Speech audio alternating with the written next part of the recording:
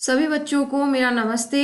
दोस्तों, आज फिर हम लोग एक और वीडियो के साथ आपके सामने आए हैं जिसमें हम लोग अगेन जो है आपके एंटोनिम्स के बारे में बात कर रहे हैं। इससे पहले मैंने एक वीडियो आपको एसएससी सीएचएसएल में पूछे गए एंटोनिम्स जो हैं उसकी दे दी है, यानी हम एक वीडियो बना चुके हैं। ये हमारी सेकेंड वीडियो है एंटोनिम्स पर और उम्मीद है कि वो वाले जो सारे एंटोनिम्स हैं वो आपको याद हो गए होंगे।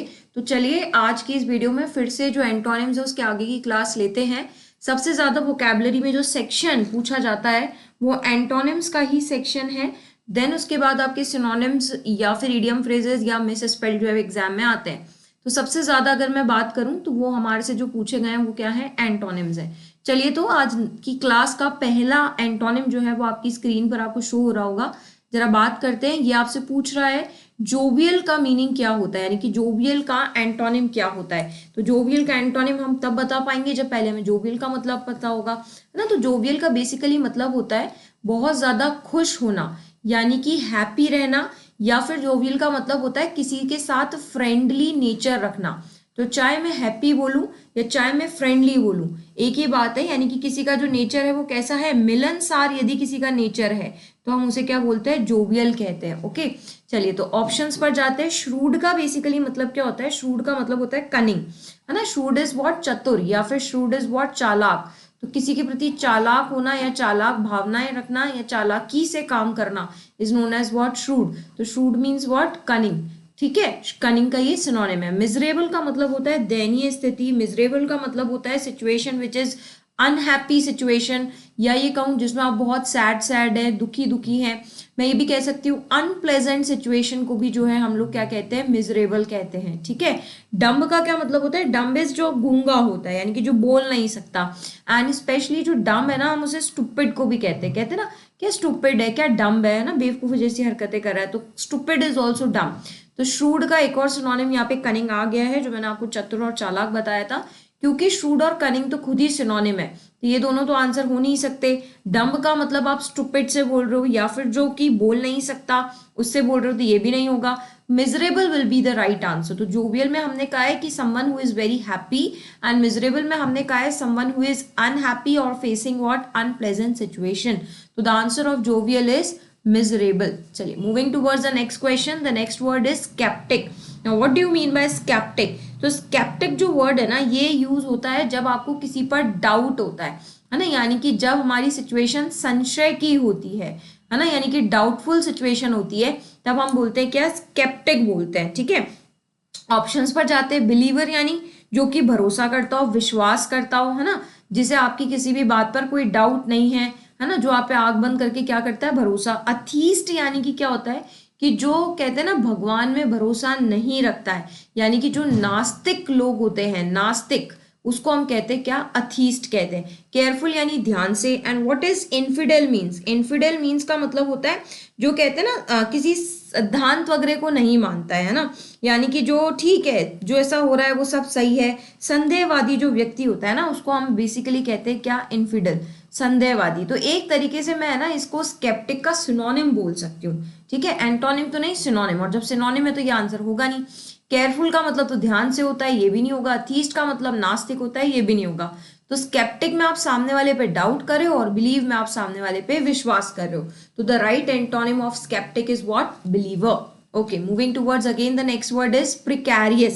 Now what do you mean by precarious? Precarious का मतलब होता है जो कहते हैं ना बहुत खतरनाक सिचुएशन में, यानी कि डेंजरस अगर सिचुएशन मेरे सामने आ गई है, और डेंजरस सिचुएशन में ना देखो मैं सेफ नहीं हूं, तो मैं कहूंगी the situation in which you are not safe is known as what, precarious. तो द डेंजरस सिचुएशन, खतरनाक situation in which you are not safe is known as what, precarious. Options पे जाते हैं। ल्यूमिनस का मतलब होता है जो बहुत चमकता है, अंधेरे में चमकने वाली चीजें है ना, इसीलिए जो ये ट्यूबलाइट्स, बल्ब वगैरह होते हैं ना, आप ल्यूमिनस कहते हैं। ठीक है। तो ऑब्जेक्ट्स जो क्या करते हैं, that shines in the dark, है ना। तो objects that shines in the dark, अंधेरे में चमकने वाली चीजें क्या कहलाती है, इन द डार्क क्या कहलाती है, लूमिनस कहलाती है। What is the reliable, reliable यानी डिपेंडेंस, किसी पे क्या होना, डिपेंड होना, is known as what, reliable, किसी के भरोसे आना ना। कोलोजल का मतलब होता है बहुत बड़ा, ऐसी कोई चीज जो बहुत बड़ी है, वेरी लार्ज है, जिसको आप है ना इनॉर्मस भी कहते हो। अब ये वेरी लार्ज साइज में, अमाउंट में, किसी में भी हो सकता है ना। उसे हम क्या कहते हैं, क्लोजल। और डाउटफुल मतलब हम जानते हैं किसी पे संशय करना। तो यहाँ मुझसे प्रिकैरियस का क्या पूछा है, एंटोनिम पूछा है। अब देखो प्रिकैरियस में यू आर नॉट सेफ, और रिलायबल में आप किसी पे भरोसा कर रहे हो, आप किसी पे डिपेंड कर रहे हो। तो आप किसी पे डिपेंड कब होते हो, जब आप उस पर क्या करते हो, भरोसा करते हो। यहाँ आप सेफ नहीं हो, यहाँ आप सेफ हो। तो क्लोजल, डाउटफुल और ल्यूमिनस तो होगा नहीं।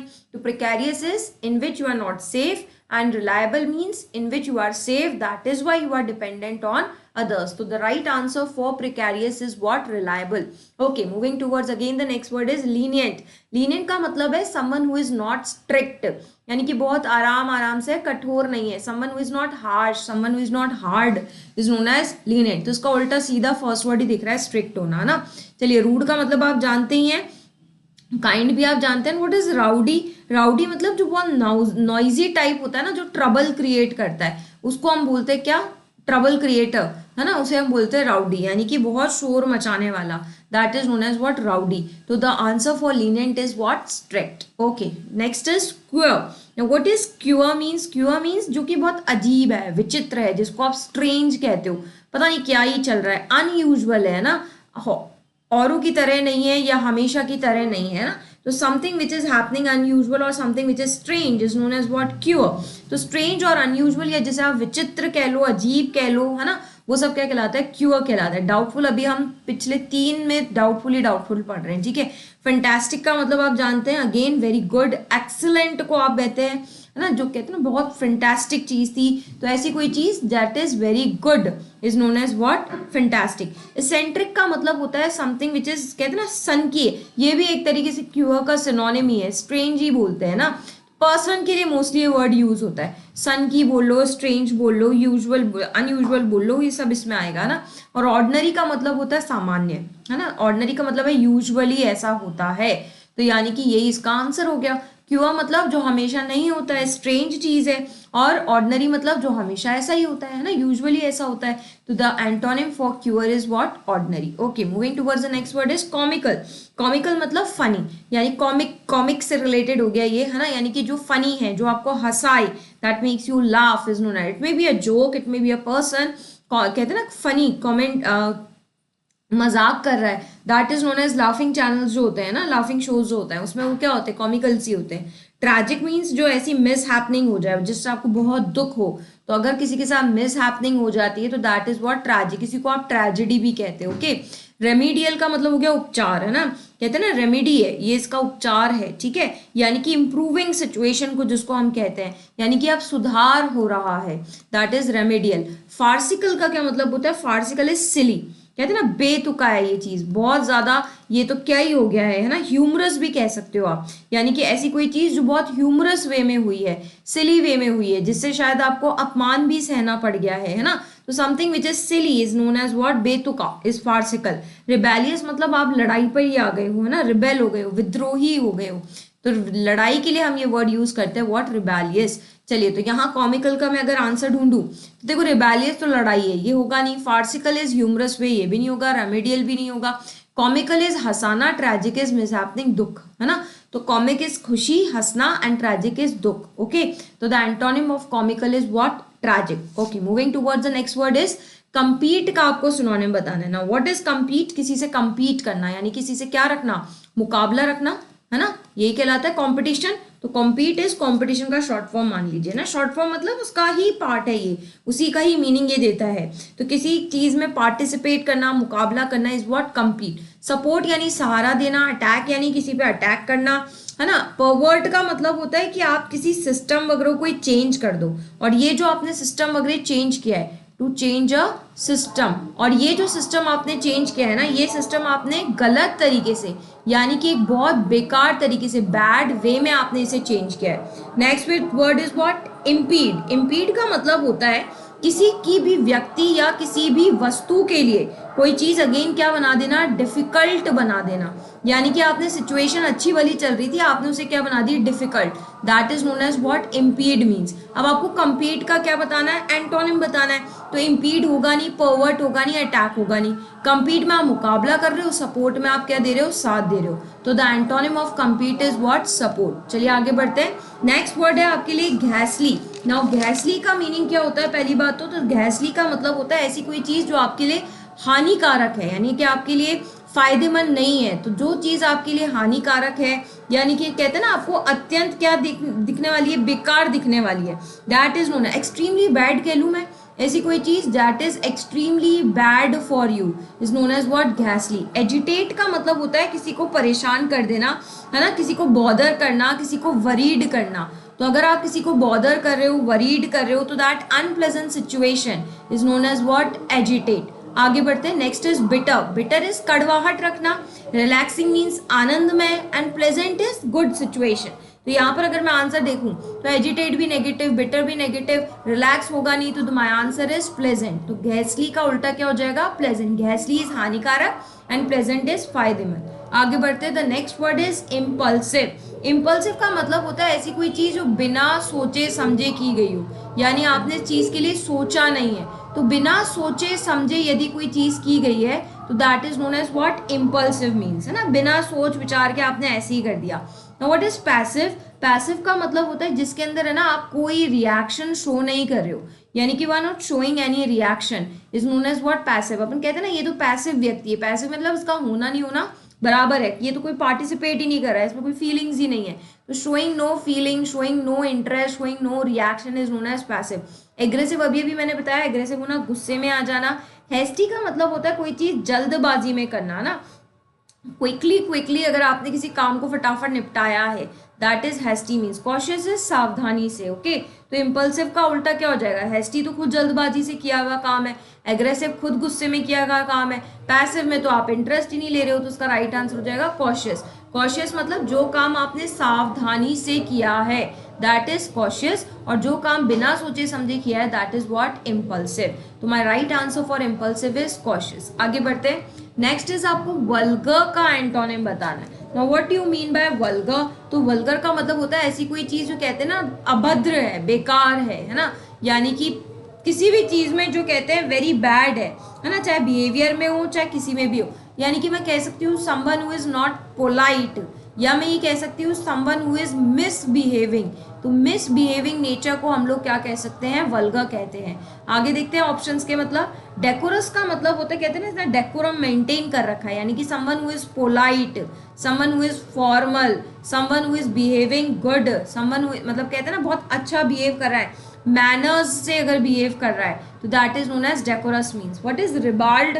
रिबाल्ड का मतलब होता है किसी से ना बहुत गंदे तरीके से ह्यूमरस वे में बात करना, है ना, किसी से ह्यूमरस वे में। और स्पेशली ये ना ये यूज होता है वर्ड ज्यादातर कि ना जब आप किसी से सेक्सुअल बातें करते हो बेकार तरीके से, that is rebelled means.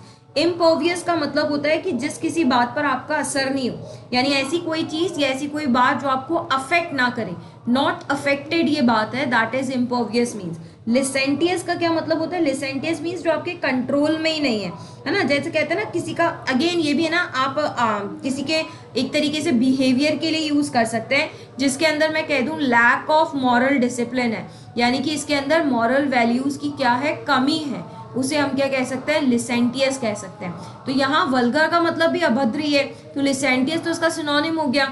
Impervious में भी कोई चीज इसे इफेक्ट नहीं कर रही है, तो ये भी मेरा आंसर नहीं होगा। रिबेल्ड का तो खुद का ही मतलब ह्यूमरस है, तो ये तीनों वर्ड्स तो बैड बिहेवियर के लिए हैं, तो ये तो सारे वल्गर के क्या हो गए, सिनोनिम। इसका राइट आंसर क्या हो जाएगा, डेकोरस। डेकोरस मतलब डेकोरम मेंटेन करना, बिहेव अच्छे से करना, that is the right answer for vulgar. आगे बढ़ते हैं। Next word is agitate. Agitate word अभी हमने पढ़ा था, किसी के गुस्सा दिलाना, ट्रबल क्रिएट करना, है ना, आंदोलन करना is known as what, agitate. Negative word है। स्टीडी का मतलब होता है ऐसी कोई चीज जो लगातार सेम मोशन में या सेम गति से, कहते हैं ना स्टीडी यानी बस चलते रहो, एक जैसा करते रहो, चलते रहो, यानी कि जो ऐसी कोई चीज जो कि कहूं मैं सही गति में चले जा रही है, यानी something which is in motion, रुकी नहीं है, वो कहलाती है स्टीडी। नर्वलेस का क्या मतलब होता है, नर्वलेस का मतलब होता है जो बहुत ज्यादा कॉन्फिडेंट है ना, यानी कि नर्वस नहीं है, नर्वलेस है, वो कॉन्फिडेंट टाइप का व्यक्ति, उसे डर वर नहीं लग रहा, सब ठीक है, दैट इज नोन एज, मतलब someone who is not nervous is known as what, nerveless. आगे बढ़ते हैं। Next is quiescent. What is quiescent means, quiescent means जो एक ऐसा स्टेट जिसमें ना अपन कहते हैं ना ये सामने वाला आप पे क्या हो रहा है, डोमिनेंट हो रहा है, डोमिनेंट हो रहा है, जिसमें पोटेंशियल है ना, यानी कि ऐसी स्टेट कह लूं या एक ऐसा पीरियड कह लूं जिसमें कोई इनएक्टिविटी नहीं है, डोमेंट पीरियड है ना, डोमेंट मतलब खाली है ना, पोटेंशियल है बस, ठीक है, आप रेस्टिंग पोजीशन में हो, that is known as what quiescent mean. और सीरीन का मतलब क्या होता है, बहुत शांत है, काम है, काम का सिनोनिम है ना शांत, पीसफुल को हम सीरीन कहते हैं। तो यहाँ पर मुझसे राइट आंसर किसका पूछा है, एजिटेट का। तो एजिटेट में तो आप सामने वाले को ट्रबल कर रहे हो, तो उसका उल्टा क्या हो जाएगा, सीरीन, यानी कि आप शांत हो, काम हो, पीसफुल हो। The right antonym of agitate is what, serene. आगे बढ़ते हैं। जेनरस का मतलब हम्बल।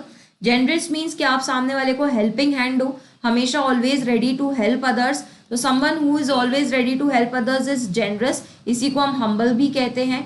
ऑप्शन देखते हैं। नीडी यानी कि जो जरूरतमंद है, जिसे जरूरत है। मीन यानी कि मतलबी, है ना, यानी एक ऐसा व्यक्ति जो मतलबी है, दूसरों की हेल्प नहीं करता, बस खुद की हेल्प करता है। तो यही इसका राइट आंसर हो जाएगा। कंसिडरेट यानी मानना, है ना, दूसरे की भावनाओं का, दूसरों के विचारों का क्या रखना, ध्यान रखना, is known as what, considerate करना। ठीक है। क्लेवर का मतलब चतुर, चालाक, इसी के लिए अभी हमने कनिंग वर्ड भी पढ़ा था और इसी के लिए हमने शूड भी पढ़ा था। ओके। तो जेनरस का उल्टा क्या हो जाएगा, जेनरस में आप सामने वाले की सोच रहे हो, मीन में आप सिर्फ खुद की सोच रहे हो। तो the right antonym of generous is what, mean. आगे बढ़ते हैं ना। What do you mean by cramp. Now cramp का क्या मतलब है, क्रैम्प मीन्स कि है ना आपके पास ज्यादा स्पेस नहीं है, you are not having enough space, that is known as what, cramp, है ना, कहते हैं ना बिचू बिचू हो रखा है। तो if you are not having enough space, not having enough space, कहते हैं ना मेरा हाथ तंग चल रहा है, यानी कि तंग सिचुएशन है, बहुत सफोकेटेड सिचुएशन कह लें। फिल्दी, फिल्दी का मतलब होता है जो बहुत ज्यादा गंदा है, वेरी डर्टी को हम लोग फिल्दी कहते हैं, और इसलिए गंदगी को हम फिल्थ भी कहते हैं। स्पेशियस यानी जहाँ आपके पास खूब जगह ही जगह हो, तो यही उल्टा हो गया। क्रैम में आप कह रहे हो स्पेस नहीं है, बिच्छू बिच्छू हो रहा है, और यहाँ आप कह रहे हो स्पेशियस है, यानी बहुत खुला है, बहुत सारी स्पेस ही स्पेस है। टाइट का मतलब भी क्या होता है कि स्पेस नहीं है, और क्रैम्प्ड जो है वो क्या होता है, CRMM, ये भी अगेन यही है, क्योंकि कोई चीज होता है ठसाठस भरी हुई है, बिल्कुल स्पेस नहीं है, वो भी क्रैम्प्ड है। ओके। तो the right answer for this cramped is option number B, that is spacious. Next is vivid. Now vivid varieties अपन बोलते हैं ना, यानी कि something which is very, productivity is strong, है ना, यानी कि मैं कह सकती हूँ जो बहुत क्लेवर हो, क्लियर हो, स्ट्रॉन्ग हो। So something which is strong बोल लूँ, समथिंग विच इज क्लियर बोल लूँ, है ना, मतलब जो ऐसी चीज प्रोड्यूस कर रही है जो स्ट्रॉन्ग या फिर क्लियर चीज हो। नाउ वेक का क्या मतलब होता है, वेक का मतलब इसका उल्टा हो गया, something which is not clear, जो क्लियर नहीं है ना, वो कहते हैं ना मेरे पास विविड आइडियाज है, विविड यानी क्लियर आइडियाज है, बिल्कुल पिक्चर क्रिस्टल क्लियर है, मुझे पता है मुझे आगे क्या करना है। तो something which is clear in your mind is vivid, and something which is not clear in your mind is vague. तो ये इसका आंसर हो जाएगा।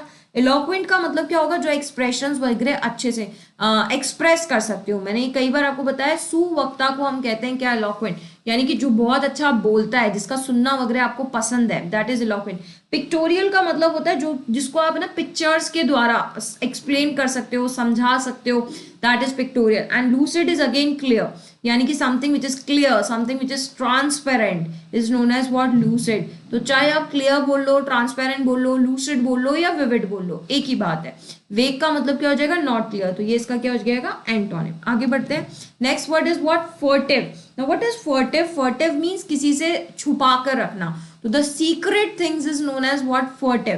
तो अगर फर्टिव का मतलब सीक्रेट है तो ऑप्शन में जानते हैं। फ्यूचरिस्टिक का मतलब होता है जो कहते हैं ना बहुत ज्यादा मॉडर्न है, या ये कहूं कि है ना अति में अनयूजुअल है अपीयरेंस को लेकर, यानी कि ऐसी कोई चीज जो अनयूजुअल इन अपीयरेंस हो, यानी औरों के जैसी नहीं हो, इतना भी क्या मॉडर्न बनना, अपन बोलते हैं ना कई बार, दैट इज फ्यूचरिस्टिक। ट्रुथफुल का मतलब सच्चाई से, ये आप जानते हैं। शेडी का मतलब ये होता है शेड वगैरह, जो प्रोटेक्शन वगैरह देता है ना, that is shade. And foxy का मतलब होता है ऐसी कोई चीज जो रिजेंबल होती हो फॉक्स के जैसे। फॉक्सी मीन्स नॉट फॉक्स, पर फॉक्स के जैसे जो रिजेंबल होती है, दैट इज फॉक्सी। अब फर्टिव में आपने क्या बोला है, something which is secret, right. तो यहां पर इसका उल्टा क्या हो जाएगा, ट्रुथफुल। देखो जो चीज गोपनीय है, छुपी हुई है, वो क्या पता सच है कि नहीं है, लेकिन ट्रुथफुल यानी जो सबको पता है, जो चीज सबके सामने है, खुला खाता है, that is known as what, truthful means. The right answer for furtive is truthful. देखो बाकी के ऑप्शन वैसे भी नहीं हो सकते, शेडी, फॉक्सी, फ्यूचरिस्टिक, इनका दूर दूर तक फर्टिव से कोई लेना देना ही नहीं है। ओके, नेक्स्ट वर्ड पे चलते हैं, हॉटी। हॉटी का बेसिकली मतलब होता है घमंडी, यानी कि जिसका नेचर घमंडी टाइप का होता है, रिजर्व टाइप का होता है, वो कहलाता है हॉटी।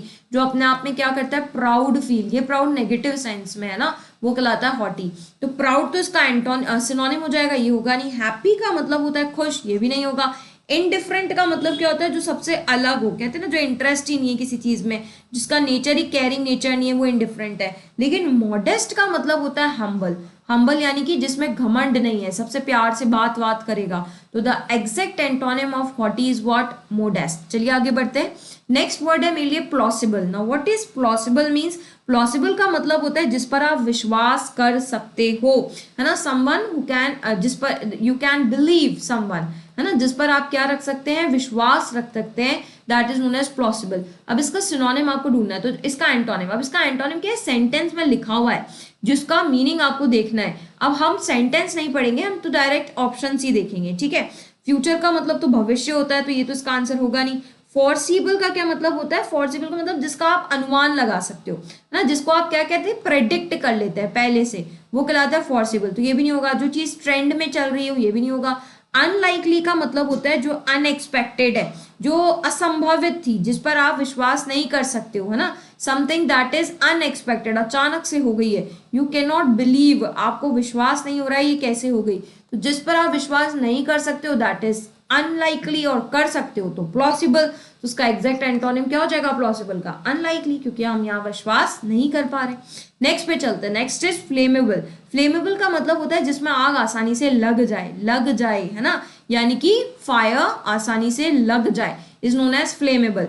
ऑप्शंस पे चलते हैं। नॉन कंबस्टिबल का मतलब होता है जो कि कहते हैं ना, आग नहीं पकड़ेगी, अगर आपने इसको आग के हवाले भी कर दिया तो ये आग नहीं पकड़ेगी, यानी कि यहाँ फायर नहीं लगेगी, ठीक है। नॉन एक्सप्लोसिव यानी जिसमें एक्सप्लोजन ना हो। एक्सप्लोजन ना हो मतलब एक तरीके से कहते हैं ना, हाँ ठीक है जल जाएगा, लेकिन बहुत ज्यादा नुकसान नहीं करेगा, बस जलकर रह जाएगा, नॉन एक्सप्लोसिव है। इंसेंडियरी का क्या मतलब होता है, जिसमें अगेन आग लग जाए, फ्लेमेबल का सिनोनिम है, तो अगेन आग लग जाए। और फायर रेजिस्टेंट का मतलब होता है जो फायर को रोक दे, रोकने वाला फायर रेजिस्टेंट है। तो यहाँ पर फ्लेमेबल आग लग जाए, तो नॉन कंबस्टेबल आग ना लगे। तो my right answer is option number A. आगे बढ़ते हैं। Next is resourceful. रिसोर्सफुल यानी कोई चीज बहुत ज्यादा रिसोर्सफुल है, यानी कि आपके पास करने के बहुत सारे तरीके हैं, है ना, यानी कि बहुत सारे वेज हैं, रास्ते हैं। रिसोर्सफुल थिंग का मतलब है बहुत खुला खाता है, मतलब मेरे पास ऐसा नहीं कि आगे जाके कोई और ऑप्शंस नहीं है, यानी कि जब आपके पास सेवरल क्या हो, रिसोर्सेज हो, यानी कि सेवरल ऑप्शंस हो, तब हम कहते हैं रिसोर्सफुल।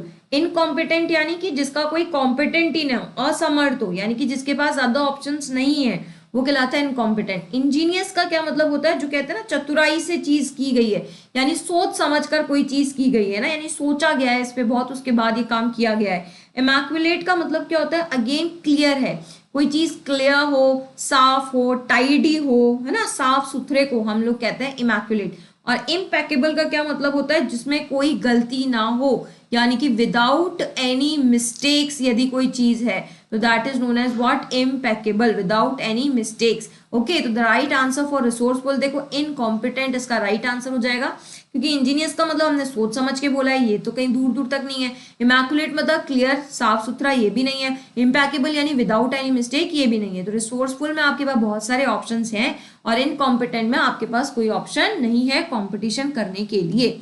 आगे बढ़ते हैं। वेन यानी बेकार, कहते हैं ना ये चीज तो मेरी क्या हो गई, बेकार हो गई, व्यर्थ हो गई। तो यूजलेस को हम लोग क्या कहते हैं, वेन कहते हैं।